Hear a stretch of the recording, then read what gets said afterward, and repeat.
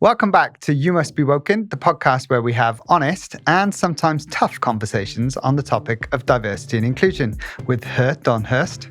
And him, Craig Richards. So after the success of our first Woke News episode, we thought we'd do it all over again, diving into the recent stories making the news and applying an inclusion lens to give our listeners our personal perspective about what's currently happening at a macro level and how these things have the potential to impact our workplaces.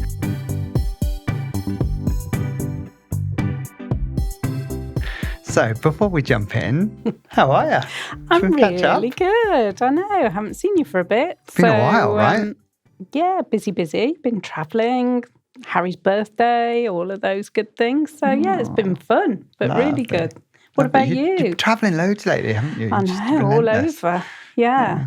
Whereas I'm just been in and out of London. That's about the extent of my travel at the moment. Nothing too glamorous. But you're doing some cool stuff. I am doing some really cool stuff at the moment. Yeah, it's really busy. It's a big culture change program and some other things going on at the minute, which has been really energizing. So I've really enjoyed that.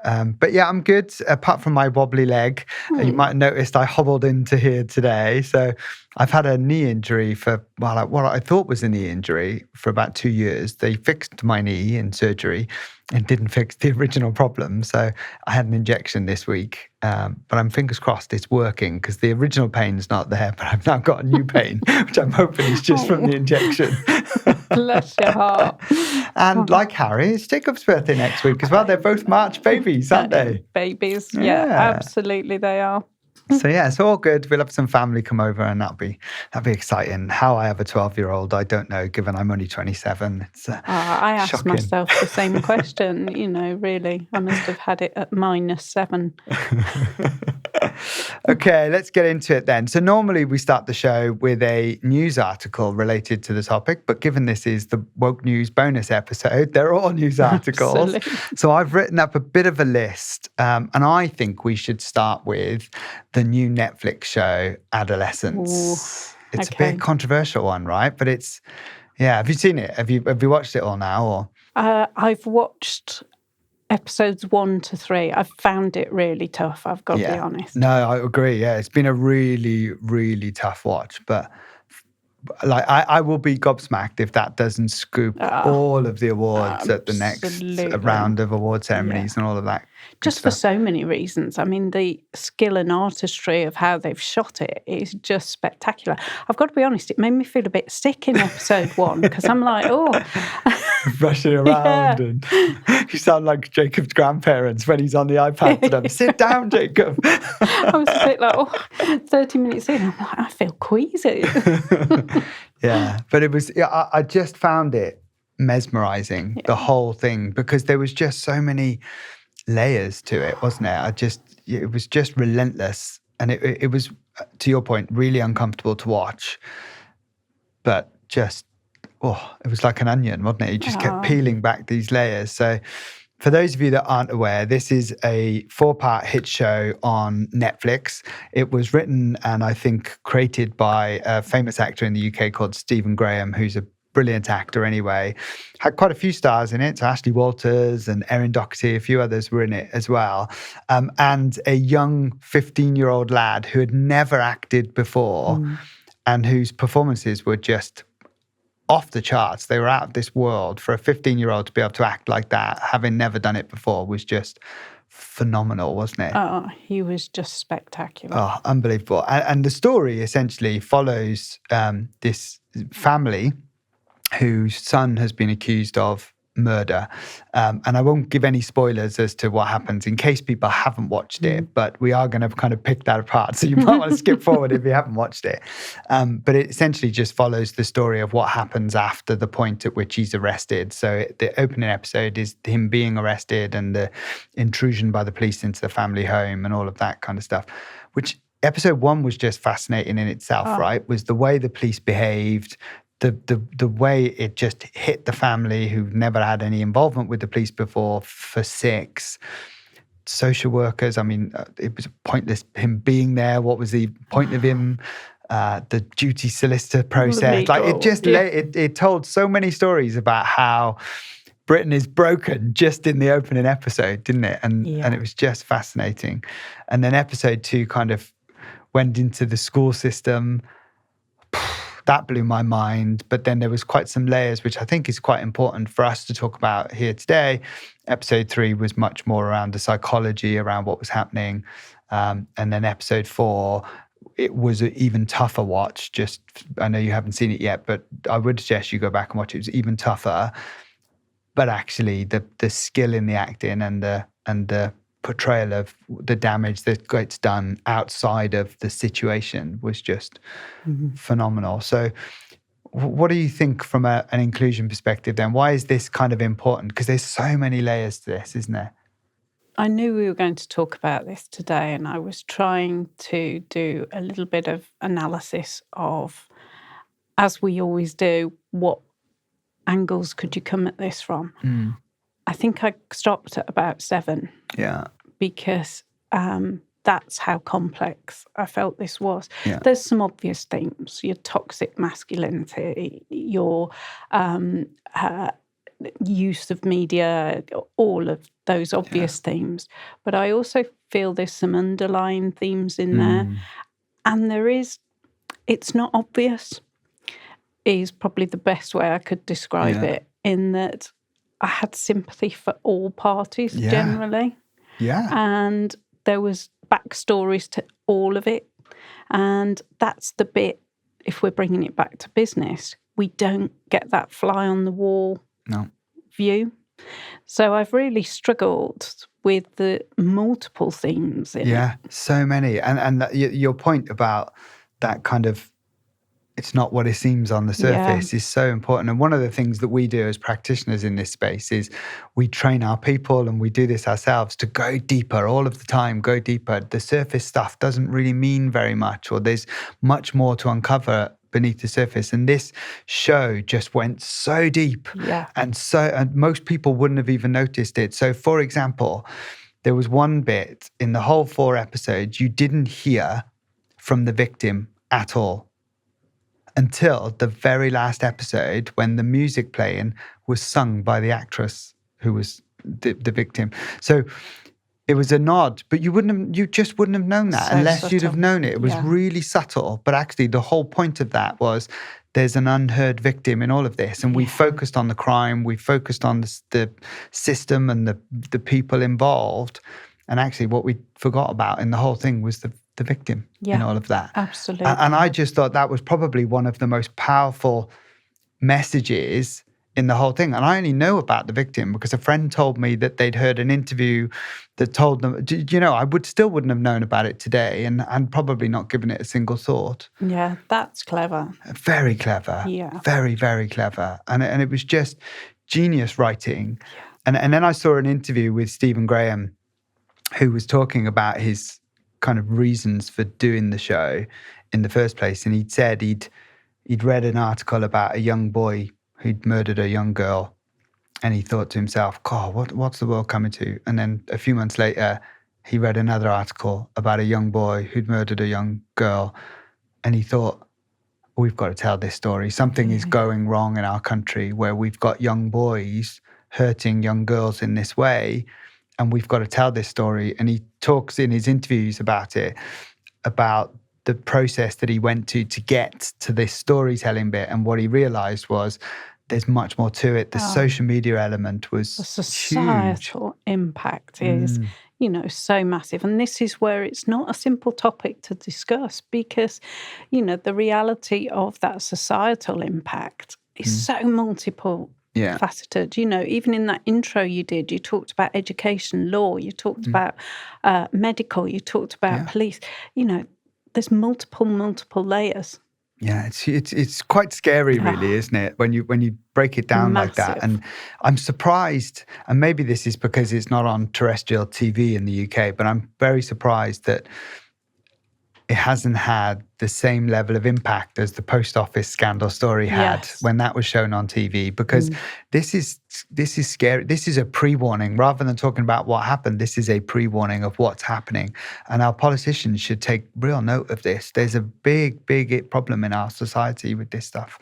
Massive. And I think, the impact is rippling, I think, for this one. I asked a number of my friends, had they seen it, what was their view in prep for today? And some very differing views from different people with different backgrounds. And some of my friends have said they're not going to watch it because they've heard so much about it. They feel like it would upset them. And it probably would upset you, but I still think you should watch it. I think it's important that everybody watches it because there's such powerful messages within it that we need society to hear it. We need people to listen to it. I guess one of the things for me that was quite powerful was this whole boy-girl thing, right? And I don't really know how to describe it, but there are lots of links. And misogyny is one way of describing, but I think that's too simplistic. Contradictions. It's too simplistic. So this young lad had obviously hurt this girl, or the story was, and the adults that were dealing with this had no idea. And there's this big scene about Ashley Walters, the police officer's son, was pulling him to one side saying, it was embarrassing watching you fumble about. This is what this means. This is what that means. All language that comes from icons in text. Yeah. And so these kids were talking to each other through icons, and the adults had no idea what they were talking about, basically. And there was this piece about incels and, what that means. Basically, it was a derogatory term that says you're going to be celibate for whatever, right? Because nobody likes you, nobody wants you. So there was this kind of belief that it was a young man beating up a girl, and then this twist came in where the girl had been bullying him and treating him really badly, or calling him names, and then the story is he then taught her a lesson or whatever this is. But it was much more complex than just one kid lost his mind and hurt a girl. Actually, it was much more complex than that. And then the added layer was, and the adults didn't have a clue what was happening, and couldn't even read the evidence in front of them because they didn't realize. And then there was this whole social media element, and it was just fascinating. But it's almost a parody of business, isn't it? Well, 100%, yeah. That's the reality. We've created alpha females to belittle men, and men are feeling underwhelmed or undervalued and have no option but to be toxic. I'm being quite crude to make the point, but the reality is this isn't just a school. 100%. And we see it, right? So when there's this kind of focus on, and we've talked about this in different episodes, so I won't repeat the point, but when we think about, diversity quotas and promoting more women and stuff, all of which is really nice things, but actually there is a consequence to that. And it adds to this feeling of people being disillusioned and whatever. And it's not the same as what's being told in this story, but there are parallels that we should consider for the workplace because, we can't go down this road. And actually, this young lad, as troubled as he clearly was in this story, there were some home truths in this. And we don't know what other influences he had. So what was untold in the story was the influences from him being in his bedroom on social media and his parents having no idea what he was looking at or what influences he was having. There was a very small reference in the episodes to Andrew Tate, although I don't think they named him, but they said some guy once, online. I think. Yeah. And it was a small reference, but it was a powerful reference because it's been talked about quite a lot in the media. And for those of you that are aware, Andrew Tate's come under a lot of criticism for some of the podcasts and stories he tells to young men about how they should treat women. And, in my view, totally inappropriately advising young men to behave in a way that just isn't acceptable in society and is not, tolerable, but is actually a kind of growing trend that seems to be happening right now about this, what we're calling it toxic masculinity, but actually it's bigger than that. It's a really uneasy belief system that they're tapping into. And that makes me really nervous because it's deeper than just surface level behavior. Yeah. It's a belief system that they're tapping into. And suppression. Yeah. It's massive. And that really worries me. I have a 12-year-old boy who loves his social media and loves, his iPad and all of that kind of stuff. And I think I'm constantly paranoid about what he's looking at online. And I'm going in when he's in bed and checking his history and deleting his history because, some of the apps that you use, if you end up in a rabbit warren, it pushes more at you. So I think there's some really kind of powerful messages in this that we should think about for the workplace as well. Definitely. And I think, this comes back to, we've talked already about education, but it comes back to parenting. And, under and over parenting is a big impact on children, particularly in these formative years, which is where that impacts. But then you put that multi-generation into the business world, and suddenly it's repeating itself layer upon layer. And it might be a little bit more subtle and less obvious, but exists. And depending on the environment you're working in, that can be amplified or whatever from there. There's a really powerful saying that somebody said to me again after I talked about it with some friends. And part of the reason for this was there was a scene in episode 3 where he was working with the psychologist, the young lad. Amazing acting in that scene, by the way. Tough watch. Which apparently a lot of it was ad lib. Oh, really? Yeah. Oh, wow. Okay. Yeah. Even more Apparently powerful. they were told to just keep rolling. Just keep going, yeah. Well, it was brilliant, but it was a really tough watch, episode 3. I thought it was probably the hardest episode to watch. And there's a scene in there where at the end, the kid says, "Do you like me, though? I don't mean like that, but do you like me?"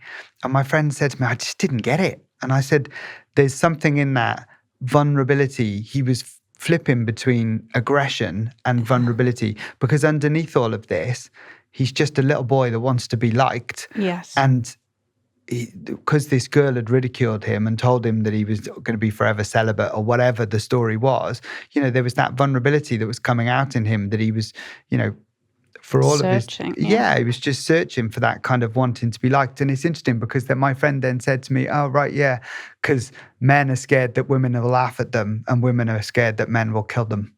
Yes. I saw that quote, actually. And it whacked me. It literally stopped me in my tracks because I was like, I've heard that before. Yeah. It was so powerful. Oh, massively powerful. And we're fueling this to some extent. It literally stopped me in my tracks when I heard that, because actually it's very true. And we do lots of work with organizations, around safety and creating environments that are appropriate for people to work within. But we always have to check ourselves, don't we, about, particularly if women getting to and from the office, if it particularly in wintertime when the weather's dark and all of that kind of stuff. Have we made considerations when we're setting up new offices, new sites for these kind of logistics? And yeah, it's a really powerful message. And I think that's kind of where I've got to at the end of this Adolescence episode. Even though there was so much to it and so many layers to this, my resounding takeaway from that was that men are scared that women will laugh at them and women are scared that men will kill them. So powerful. So powerful. But, the reality is, I've just come off the back of a lunch and learn session with a group of very professional, well-qualified female who were sharing their stories in 2025 of some of these themes happening day to day in the workplace. Now, just to be balanced, the reality is that they then adjust their behaviour, which are we tipping over the line in that behaviour? And does that then incite more behaviour? Right, yeah. 2 wrongs don't make a right. No. Yeah. Okay, well, I thought that was good anyway. I thought it was a really good one for us to consider. Oh, it's huge. The next one for us to talk about is the BBC again, back in the news. They've settled out of court with 4 female news presenters in a sex and age discrimination dispute. The 4 women claimed that they lost their roles in a rigged recruitment exercise. They claimed it was a sham exercise where our jobs were closed, even though the redundancies were not genuine, as the work still existed. It is understood that the agreement has been reached with no admission of liability. The tribunal, which was due to start on Monday the 17th, and all information would have become a matter of public record. Details of the settlement have not been made public, but interesting timing considering the dispute stems from 2022. What are your thoughts on this one? Well, when I saw it was the BBC, I thought, oh, you'll be on a mission again then. I actually like the BBC, but I'm just frustrated that they make so many mistakes all the time, particularly with public money. I noticed they were recruiting for a really high-powered role. That's off the back of your comments to come and sort it out. They pay me enough, I'll go and do it. Mind you, I'll get bored after 6 months. So. You'll be, no, I won't even go there. I mean, it's just a cover-up, isn't it? It's another example of trying to avoid another, shall we list 17 names? And the reality is it's not acceptable. They should be forced to go public, and as a public body, they should be absolutely transparent. And yes, the individuals may be very happy with what they've walked away with to keep them quiet, but that's not the way we make change. Well, they would have been happier had they've gone through a fair and open and transparent recruitment process, I should gather, I would imagine, rather than taking a settlement. But nevertheless, a settlement helps, I'm sure. But I agree with you. In the public sector, I think all settlements should be in the public domain. Yeah. I'm a bit like that. I guess just to say, repeating old habits here, and I'm not going to rant about them today. This, for me, though, is just another example of the BBC. If you look at their website, they look like the most advanced inclusion experts on the planet. And then what you see underneath that is systemically, they've got massive issues that they're not tackling. So all of their work, in my mind, is done on the vanity stuff and not on the real hard change stuff, which is about inclusion, which is your processes, your systems to make sure that they are fair and equitable people. Anyway, I won't rant about them again. I've made my point, but this is just another example that layers that point up for me on the BBC. It is, and it's all beautifully tied up in a box that stops us knowing the detail. Yeah, absolutely. There's another article about Trump that I put in to cover, but I don't want to spend too much time on this because we have done it in a previous episode around the affirmative action stuff. So if you remember, in a previous episode, we talked about affirmative action is now banned, particularly in colleges and universities in the US by the Supreme Court. Particularly when it was around race, affirmative action around race. Anyway, Donald Trump, across the pond, is now following through on his attacks on the DEI and the so-called woke culture, and he's now investigating more than 50 universities using his Doge, so his Elon Musk outfit, for alleged racial discrimination that officials have stated exclude white and Asian students. The Education Department announced the new investigations 1 month after issuing a memo warning America's schools and colleges that they could lose federal money over race-based preferences in admissions, scholarships, or any aspect of student life. Education Secretary Linda McMahon said in a statement that students must be assessed according to merit and accomplishment, not prejudiced by the color of their skin. We will not yield on this commitment. The department's Office of Civil Rights said that 45 schools, particularly their graduate programs, violated the 1964 Civil Rights Act by partnering with the PhD Project, a nonprofit that helps students from underrepresented groups earn doctoral degrees in business. The program focuses on supporting Black, Latino, and Native American students. Interesting. Yeah, fascinating, right? Yeah. So it's kind of privilege in reverse. And he's not letting up, right? So he's being quite relentless in his approach. And I guess I feel a bit like, okay, well, they shouldn't be doing it. So why not, right? But equally, part of me thinks it's, I don't know, it's really aggressive tactic. But what do you think? Yeah, I mean, this is just one example. There's another example where he's looked at the recruitment process for pilots. And, he's going in hard. He's gone back to every candidate who's been interviewed over the past 3 years. Yeah. This is leaving no stone unturned. I come back to, if we're in a free world, education should be equally available to all. Yeah. Now, I agree with programs that offer bursaries, absolutely, but there should also be a meritocracy opportunity at the beginning to get onto the program. So the reality comes that if it has been done for whatever reason, PR, discrimination, privilege, I don't know. There's a bit in me that says some of this was done with good intent in the first place, but actually it's just gone too far. And what it's now caused is more negative consequences than it's had any kind of positive consequences. And I guess, this is the danger of affirmative action, which is why to most of my clients, I say to them, just don't do it, right? Because it's really hard to get the balance right. So you've got to work really hard to do it in a way that does something meaningful without having negative consequences. And then more often than not, you can't achieve that balance. So it's actually really, really hard. And again, it's an arbitrary thing that fixes a symptom rather than a root cause. Absolutely. And the root cause here is, why are these children not getting into the schools? Is it because they don't have the means at the right level to be able to demonstrate the merits to get there in the first place? In which case, it's not about the admissions that need fixing. It's the root cause way back. And that's the bit for me that makes me really nervous about this kind of this kind of stuff. So anyway, that's a bit about Donald Trump again. He's still at it. And your point about the airline thing, I actually read somewhere today that it's they're now accusing many individuals of cheating to pass the exam that you need to pass in order to get there. And I don't know how that's going to work.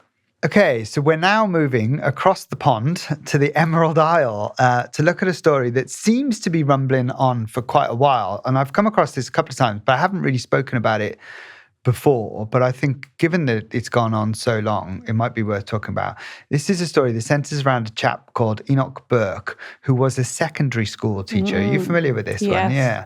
So since 2022, he's been contesting the instruction to use they, them pronouns for a student on the grounds of his religious beliefs. So he was instructed he had to use they, them pronouns in his classroom, and he said, no, because of my religious beliefs. He was then suspended and repeatedly violated the High Court order to leave the school premises, etc. So he's now been in prison for, I think, something like, I want to say 500 days or something ridiculous. His family are on a mission to kind of raise awareness of this, which is, I guess, why it keeps coming back and forth to the news. The headline often reads, I think I wrote this down actually, according to the teacher jailed for refusing to comply with transgender ideology at school with a Church of Ireland ethos. But actually, that's not why he's been jailed. No. So he's been jailed because he didn't pay the fine that he should have paid, and he repeatedly didn't pay the fine. And that's what's caused the jail term. But obviously the headline, that doesn't sell newspapers. That's not sexy, is it? Yeah. But what do you make of this story? Because it's an interesting one, isn't it? And if you look at most equality acts in different countries, religion and belief have a equal weighting, right? And it's an interesting one, because trans rights are protected and religious beliefs are protected. So Ireland's been a bit of a hotbed, actually, for interesting stories like this. So this one's very newsworthy, and it will be very interesting to see where it ends up. There's also ones about the use of identity. And again, in schools, with students wanting to be recognised as an animal, for example. So in terms of digging and unpacking this one, the reality of the situation is, like you've just said, you have two equally weighting protected characteristics. So we know that we have a characteristic of trans or gender reassignment. We know that a religion or a belief carries equal weight. So which one wins? And the reality of the situation is that neither can win. No. Because you can't argue of equal importance. Now, we come then to the next level of response, which would be respect, acceptance, tolerance, whatever levels we want to use, and finding a way that can work for all parties. And we've talked about this before in terms of peeling away at the curiosity, peeling away at the mediation and the compromise. But there doesn't appear to be much of either side of that. So I have a bit of sympathy for this situation actually in Ireland, because, you know, I have some sympathy for this teacher. Doesn't want to do this stuff. His beliefs, you know, entirely up to him, that kind of stuff. And because there's equal weighting here, it's difficult to decide which way to come down on what this looks like. We had a similar situation in the Midlands in the UK a few years ago with a school that was teaching LGBT education curriculum and a community that were fighting against that. Again, both equal weighted in the law. It actually went to court. So the Department for Education took the case to court to fight their corner, and the lawyers, or the judges in that case, then decided to come down on the fact that actually it was up to the Department for Education to set the curriculum, and if that was out to Department for Education, so sided with the LGBT preference, and therefore said case law now exists to show that does have a bigger weighting in this scenario over the religious beliefs of the individual. Now, there's much more backstory to that, which I won't go into because we could be here all day and very emotive. But there's case law for that one. I guess this case in Ireland hasn't made it that far yet, so difficulty. Coming to your point, though, if we were to apply the same logic to the workplace, we had an individual employee who wanted to identify as they, them, had pronouns in their email signatures, etc. And then you had a manager or another colleague who says, I'm not doing that. I'm not playing that game. It's against my religious beliefs. That's really difficult for the organization to then police, particularly if there's no case law around some of these examples. So that says the employer then has to lean somewhere else. And I really liked your example there that you gave, which is you then lean into things like your values and your behaviors. And if respect and, inclusion and all of that good things are part of your set of values, then the way you manage that situation is by leaning on those, right? Because you're saying to the individuals, look, we're not asking you to be best friends. We're not asking you to accept anything. We're asking you to respect how one person wants to be addressed, how another person wants to be addressed. We're asking you to have a level of respect for each other while you're in the workplace. And if you can't do that, then maybe this organization is not the right place for you. Exactly that. And that's the bit. Because it's hard, right? And if there's no case law, we have to lean on something else. And for me, the other thing we lean on is those set of values. And every organization's probably got them. And most people don't even realize that's what they're for. That's what they are there for. Those values are there to help you guide behaviors in your organization. Well, you made a sweeping statement there that most organisations have got them. A lot of the organisations I see haven't. But Fair enough. Fair enough. Oh, well, listen, it's quite uncomfortable for Ireland at the moment. They've got quite a lot of societal, shall we say, societal issues, which are probably impacting workplaces up and down the island of Ireland. So good luck to them. Anyway, next one for you. I have a question for you. When you gave birth to your beautiful children, Harry and Hannah, what was the name of the person that helped you deliver the babies? Well, you're asking the wrong person because actually it was one of my friends. Oh, God. Did she have a job title then? So, yes. So with Hannah, it was, she was actually the matron.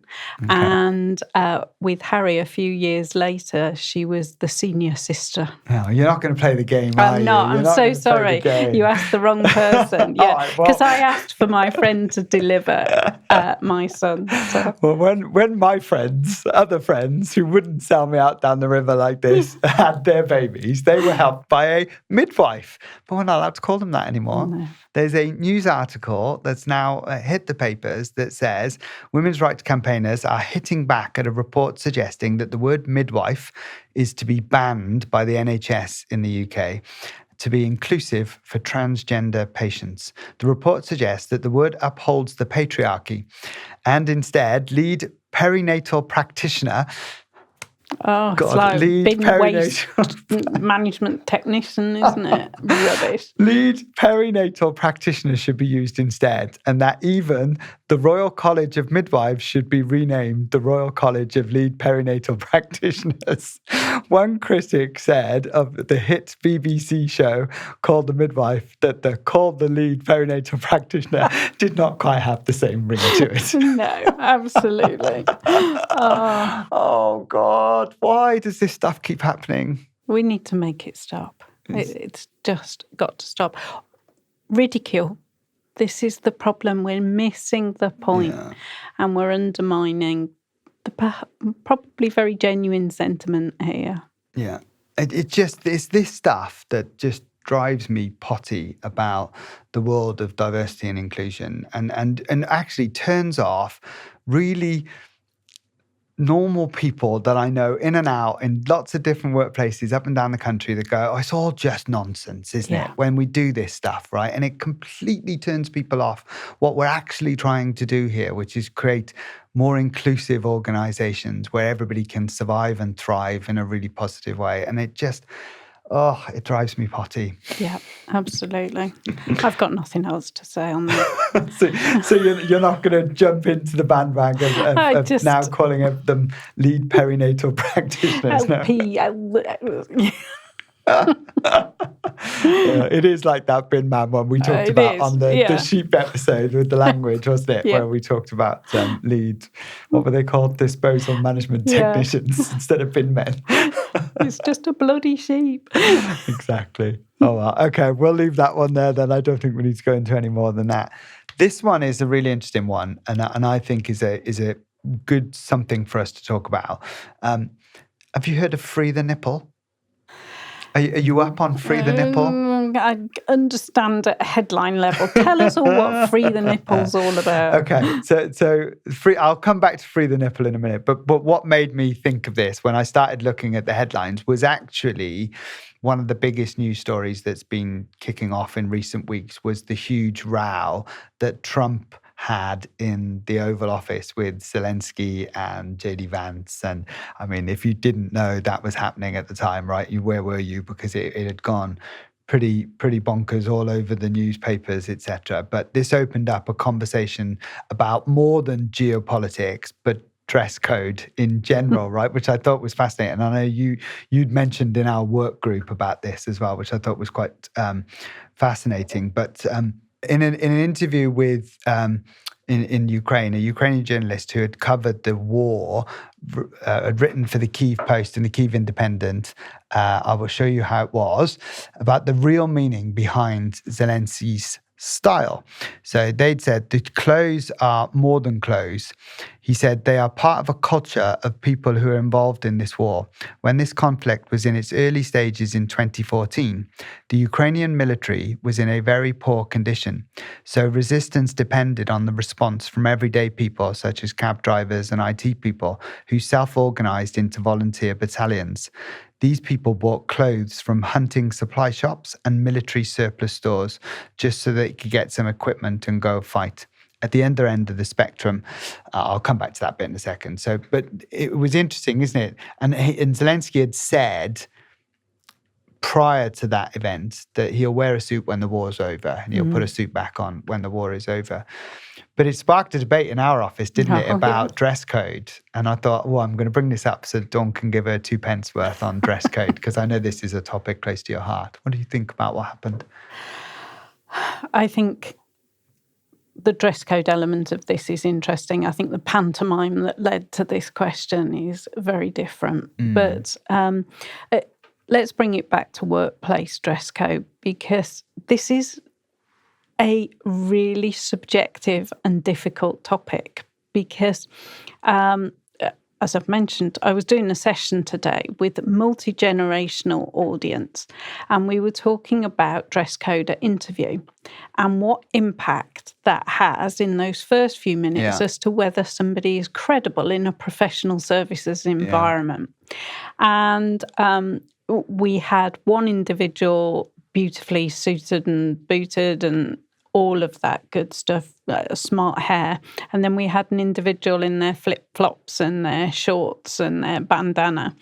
And actually, the skill match for the latter was much stronger than the first, but they wouldn't have offered them the job. And, there are, again, different layers to this whole topic. There's a generational level to this topic. There's an environment, there's a safety, there's all of these different things we need to consider. But it is a subjective view. I'm always fascinated when I get an invitation to an event that says business casual. What the hell does that mean? And, dress to impress. What? That's not helpful. We ridicule people for appearing in our businesses not the way we expect them to, but we give them no guidance. And we've got these unwritten rules that nobody seems to have created any rhyme nor reason to. But we all have an expectation. And I feel like it's changing a bit, right? So I think there's certain organizations who are kind of embracing this modern way of expressing how we dress without any kind of rules. So just take a look at some of the airlines, for example. So for many, many years, if you were to work in the airlines as cabin crew, no tattoos were allowed, all of that kind of stuff. And now Virgin, probably the biggest airline that's kind of changing the way they do that, have completely scrapped that. They're giving people much more freedom about how they express themselves, the way they dress, etc. And as a result of doing that, Virgin saw their applications for cabin crew triple overnight. So they opened up this whole new talent pool for themselves just by changing the way they approached their dress code and saying, actually, we're going to be less strict on this and we're going to give people guidance that says, actually, you can wear a dress if you're a man, you can wear trousers if you're a woman, you can have tattoos, you can express yourself in whatever way you want to, as long as when you come to us, you abide by our values and behaviors and you work, do the work that we need you to do. We don't really care about that anymore. And as a result of that, they had a really positive impact on their organization. Nice. Other organizations are less formal around some of that stuff, but I think we are seeing a bit of a shift. So for those that know me, I very rarely wear a shirt and tie anymore. I will if I'm told to. So if I go to an event or I go into a workplace where it's expected of me, then I will wear one. I don't have a big issue with it. But I'm not comfortable in a shirt and tie. I'm much more comfortable in a jumper underneath my suit. So I still wear a suit, blazer, trousers, shoes, but I wear just a plain black jumper because it makes me much more comfortable. So when somebody raised this question about Zelensky's dress and stuff, and I shared with the team, actually, there's a number of reasons why I feel more comfortable in a jumper. So one is I perform better when I'm comfortable, and when I'm in a jumper, I'm just much more comfortable. With a shirt, I find that it clings to my midriff, and I'm always really quite conscious about my belly. And so when I'm nervous about that, I'm not focusing on the bit that I want to do really, really well. And so for me, that's why it doesn't work. And I remember being with an organization many years ago, and I used to take my tie off endlessly because I hate wearing a tie. I just find it too restrictive. And my colleague said to me, why don't you just leave it off? And I'm like, oh, yeah. And he goes, you're the boss, right? If you feel that way about the tie, I bet half of the workforce feels that way. And if you take it off, maybe the rest of your team might relax too. And I thought, oh, wow, that's really powerful. And I think it was at that point was the last time I wore a tie properly to work, because he was right. I was the boss. Why was I living up to these expectations that nobody was placing on me? Nobody was saying you have to wear a tie in that organization. It was me assuming that was the norm. And actually, it took me to take it off and everybody else just relaxed. And, it's such a powerful story. I come back to the beginning of my career, and I've told this story before, whereby I can remember wearing a very tailored trouser suit to the office and being hauled in front of HR Why? and told that that was not acceptable for women to wear trousers to work. And I'm not talking casual trousers, I'm talking a beautifully tailored Hillary Clinton suit. pantsuit. Absolutely. And the killer heels and the works, and was sent home. Wow. And I also remember that working in some large professional services environments where women had to wear at least 4-inch heels. And, now we walk around the city in sneakers. That's a massive change because it was okay for us to be uncomfortable. Yeah. And I guess there's a counter argument to some of this, right? And God, I shouldn't say this, but I'm going to anyway, because, why not? Honest conversations and all. I think in some workplaces we've gone too far, because I sit there sometimes and watch people and think, you look like a bag of spanners. Yeah. You're literally dragging your carcass around the office. You look like a bag of spanners. Well, my view.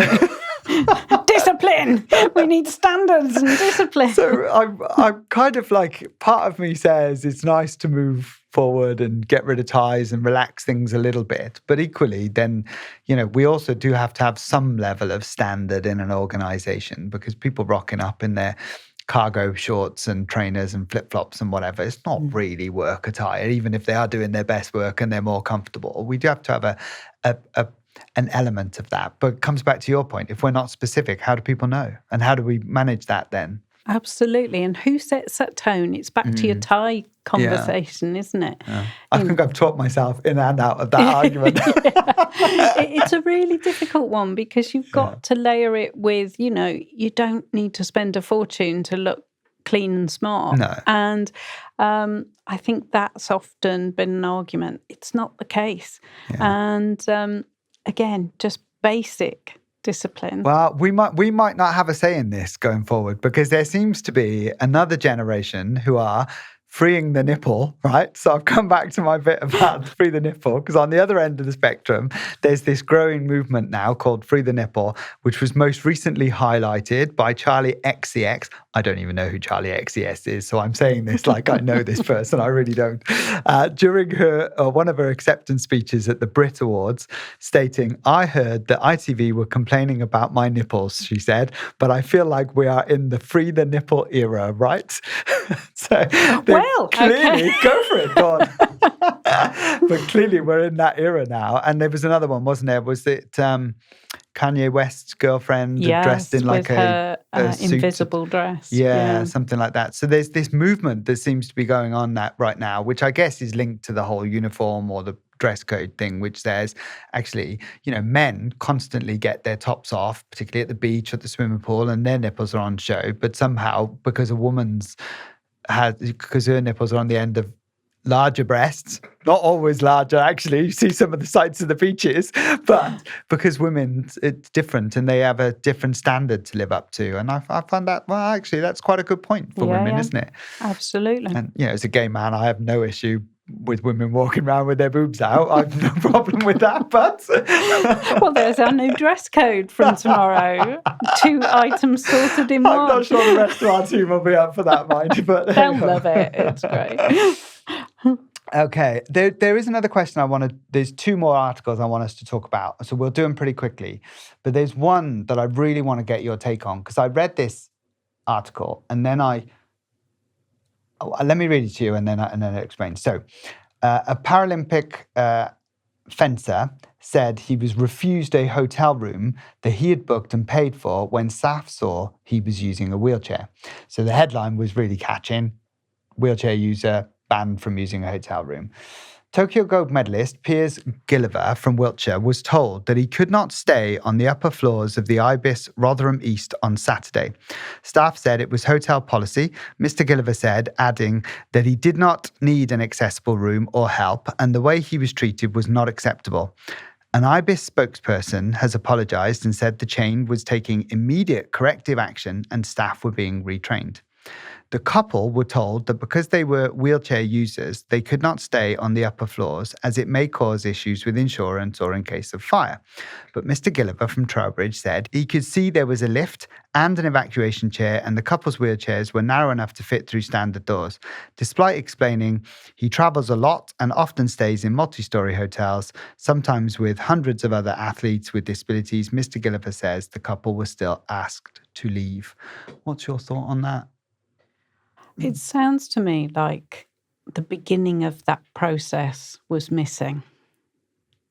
So what I mean by that is the opportunity to explain what was actually required, if there were any adjustments required. So when you're on your booking site or you're booking, the opportunity to do that. So it sounds to me like that might have been missing.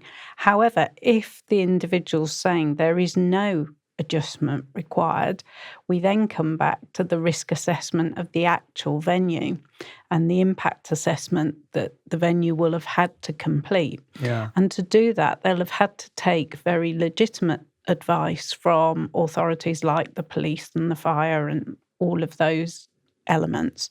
But if there is provision for all of those things, it's a difficult one. That's kind of where I came down to it as well. I was actually quite torn on it because my first reaction when I read the headline was, oh, God's sake, not another one, right? How, this is... Left on trains. Exactly. We hear it all the time. And Tanni Grey-Thompson, who's a member of the House of Lords in the UK, is a big advocate for this stuff. And she highlights the plight of individuals, particularly wheelchair users, where they get treated inappropriately for obvious reasons. And my immediate reaction was that it was another example of that.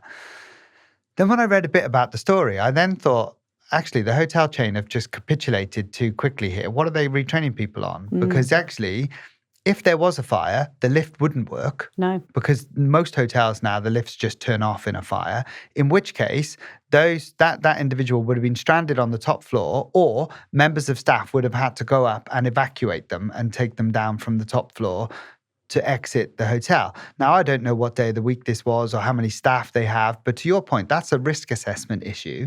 And if there are accessible rooms on the ground floor, which makes it easier to evacuate somebody, then I think there's an element of safety and risk assessment work that needs to be done here. So I'm a bit torn, and I don't know what the answer is. And to the point where I feel like we need to get a disability expert to come and talk to us about this to help our listeners understand what they could and should do in this scenario. Because part of me is saying, but the individual didn't want an adjustment.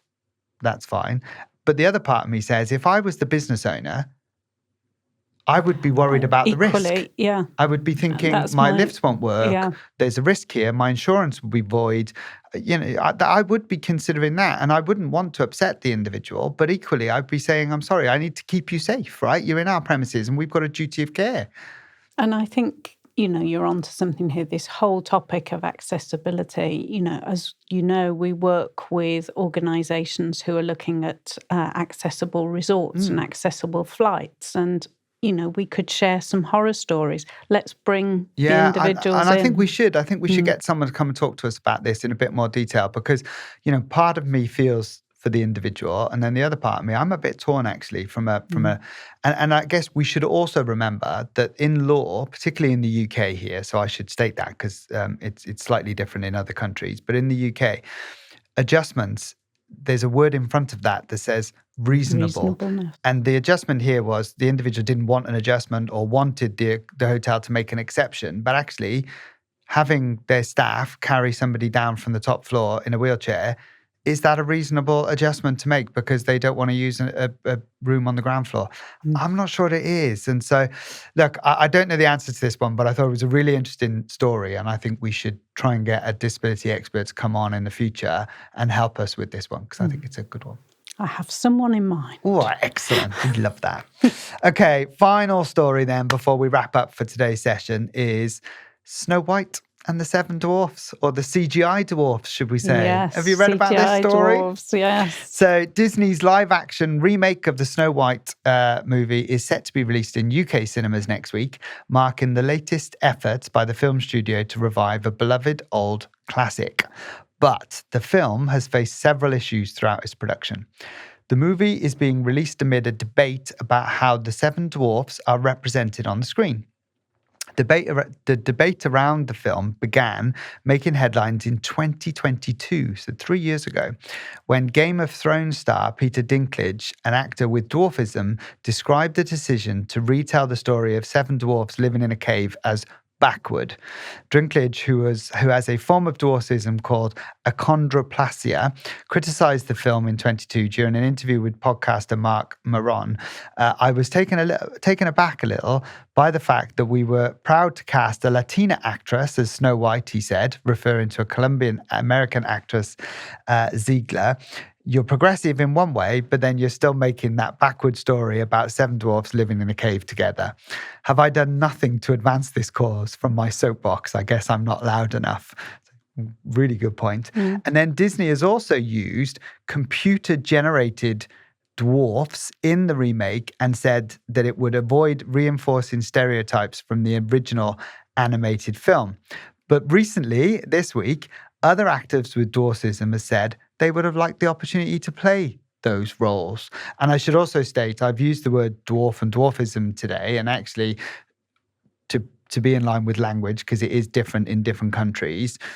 In certain countries, people don't like the term dwarfism or dwarfs, and they like to use the term little people. So for the benefit of our listeners in different countries, I'm just acknowledging that there is a difference in some of that language. But I thought this was a really good story to talk about, because there's a couple of layers to this, right? There's multiple layers to it. I mean, all of that lost income from those professional actors, you know, I'd be a bit naffed off, to be honest.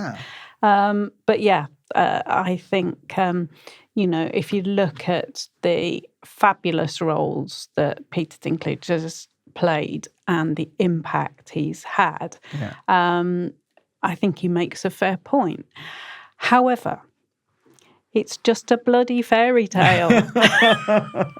You know, we can overthink these things. Yeah. This is a tale that has been told since the 30s. It is something that has been characterized multiple times in multiple ways. And, you know, I think sometimes we can overthink these things. I think you're right. I think it is one of these overthinkings. Although what I will say is there seems to have been a bit of a push from Disney in recent years to be a bit more wokey with their remakes. I read an article somewhere last week about this particular movie where the Disney executive was sat with their head in their hands, like dying a little bit because of the current climate in the US. And now this movie being released 3 years later and stuff is causing them a few problems, shall we say, with their PR. And a few personnel in that mix are causing them a few problems. It's been quite interesting. But I guess, it comes back to that kind of that bit. I think I've talked about this previously, which is actors are actors. I don't think it matters whether, if a straight person or a gay person plays a gay role. I'm not bothered by that. But in this scenario, it's pretty difficult to not do it. So they've chosen to go through the CGI route rather than getting proper actors. I think I probably would have gone down the proper actors route. Look, I'm not making movies, and you're right, there's bigger things to think about, isn't there? All right, okay. I think that's enough of our news reviews. Hopefully, that's given people a bit of a snapshot. Shall we do some listeners' questions quickly before we wrap up? Be good. So, I think Lavinia is going to bring us our envelope of questions this episode. So, let's see what we've got, shall we? Something exciting. So, this is the point in the show. Thank you. This is the point in the show where we hand over the mic to our listeners. Who send us some questions in advance. We have no sight of these. They're in sealed envelopes. And we always promise to answer them uncensored and unseen. So let's give it a go. I do have written on this envelope a message, though, that says, "Hey, Craig, I've got a question for you. How do you think politics is going with Keir Starmer?" For those of you outside the UK, that's our Prime Minister in the UK. "I think he's not done a single good thing yet. Lazy.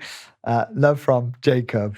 And he says, "P.S. Hi, Dawn. This is my son. This is my 12-year-old son who's asking us a politics question." I love that. Don't know where he gets it from, I'm sure. Buckle up, Jake. We'll have 20 minutes on your answer. He's a bit fancy this week. So in answer to your question, Jake, I think he has done some good things, but not all good things. I think his support for Ukraine is one thing I think he's done well. Other things I've probably got a bit more criticism of him for, but I'm sure we'll talk about that over dinner one night. Yeah. Okay, so we've got a voice note apparently, and this is from Flash. Maria, I believe. So a voice note from Maria. This is using our new WhatsApp. Hi, this is Maria here, calling with a question for Craig and Dawn. Firstly, I'd just like to say, great work with the podcast, guys. Please keep it up. We're loving it. Recently in the news, a campaign/coalition group called End Violence Against Women has carried out a survey, and it has revealed that more than half of the public believe Britain has become a more dangerous place for women. Almost 8 in 10 women think that the government should be doing more to protect young girls.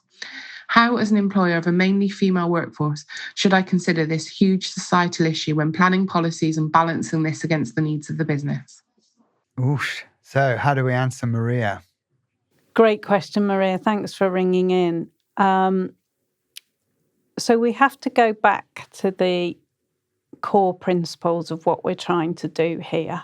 And safety, as you mentioned, is one. So all of those touch points that could mean an individual is unsafe. So like we've talked about, car parking, washroom facilities, rest facilities, working hours, working within a team, social events, all of those kinds of things should have robust mechanisms in place to support. So we can put the structures in place, but we also need to put the behaviours and the supporting pillars in place to embed those things into an organisation. So that comes through education of both our female colleagues, because often that can create some of the risk too.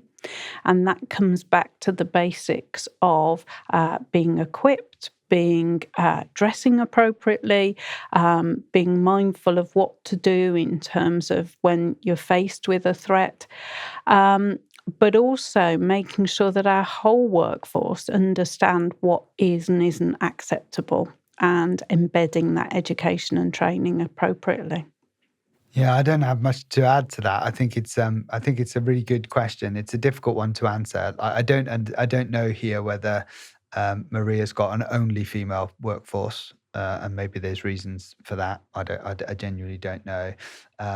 So I guess there is a slight nuance. If you do have an only female workforce, it might make it a bit easier. But if you've got a mixed workforce, then to Dawn's point, there's a wider piece of work and considerations you need to make. But I think the biggest thing for me is talk about it, right? Get people talking about it, get leaders to talk about it. Ask your employees, what do they need from you in order for them to do their jobs really well? And most people will come forward with some really good, sensible ideas. You might not be able to do them all, but you should ask. So just be a bit curious with them, I would suggest. Okay, we have a couple of email questions. So we have one from Francine. It says, hello, really enjoying the podcast, and I'm a regular listener from Sweden. And my question is for Dawn. Recently, Dawn, you spoke about having some not great experiences whilst you were a young woman starting out in your career. Who would you say was the most influential person to date in your professional life, and what did they do to support you, and what can leaders of today learn from that? Oh, I love that. Oh, I love that Nice question. Well, obviously present company accepted in this answer, but my answer is quite unusual, I guess, because the most influential person in my career was a very robust male, much 3 generations different to me, and was actually a real tyrant at the beginning of my career with him. And what I later discovered was that his technique to push talent. And actually, he ended up being one of my most trusted mentors in my career. And the point here being, had that been today and some of that behaviour at the very beginning, I can remember him saying, for example, don't give me your issues, just make it happen. And this was like 7:00 one evening ahead of a massive wage negotiation, and everything was going Pete Tong. And I can remember crying at that point in my career. Would we tolerate that kind of stuff now? I don't know. But yeah, robust mentorship put me in environments that were 5 years above my experience, and just trusted me. Nice. And is still, I believe, a chairman within the logistics sector. Oh, very good. Well, hats off to him. Very good. Okay, I'm conscious of time, so I won't do any more questions this time round, but we'll rest assured, when you do send your questions and comments, we do store them up and we do use them, so they will come out eventually. So if you do have any questions or comments for our future episodes, you can get in touch by using the new email address, podcast@metimur, metimur.global, or you can WhatsApp us as Maria did today on our new voice notes, or you can just send a text message to +44 7482 974 726. And all of those details are in the show notes. So before we wrap up, let's go to our recurring feature, Woke or Joke. So if this is your first time listening to us, this is the point in the show that Dawn and I challenge each other with a woke or joke question, where we present each other with a news story and the other person has to say whether it's a woke, true story, or a joke, false story. And it's my turn this time. So I have one for you, Dawn. And here's my woke or joke. Is it true that theatre bosses have slapped a trigger warning, one of 24 I might add, over a loud burp on the Matilda the musical? Other warnings include a disco ball, confetti cannon, and party poppers. Is it true that there's a trigger warning on a loud burp for Matilda the musical? So I would love to say that I thought this was a joke, but there's a bit of me that probably thinks it's not. So I'm going to go not. Oh, you get them right every time. It is true. Another bonkers thing. But yeah, it's absolutely true. This is from the producers of the show, which is at the Cambridge Theatre in the West End. I have a quote from Conservative MP Alex Shelbrooke, who says, "Theatre bosses need to get a grip and stop lecturing people who cough up extortionate amounts for tickets in the West End." He added, "If anything, there should be a warning on the price of drinks at these theatres," which I thought was quite funny. I love that. I must just add, I was immensely impressed last week at the Dominion Theatre because I went to see The Devil Wears Prada, and the signer was just spectacular. Oh, they had a signer. And they had a single signer through the whole 3 hours. Wow. And he was spectacular. Very good. Was it a matinee performance? No. No, it was an evening performance. performance. Oh, wow. Yeah. Okay, brilliant. Very good. To the Dominion Theatre then. Yeah. Okay, so that's it from another episode. Thank you for listening to You Must Be Woken. Don't forget to get in touch if you've got any comments or questions. But until next time, bye from me. And bye from me.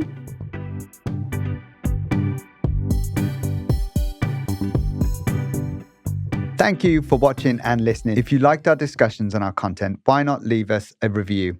And so we can reach even more listeners. Also, don't forget to hit the subscribe or the like buttons and the follow buttons on anywhere you get your podcasts from. You can also find us on all the social media platforms at You Must Be Woking, or just search hashtag YMB Woking, where you can continue the conversation and get involved in the chat after the show.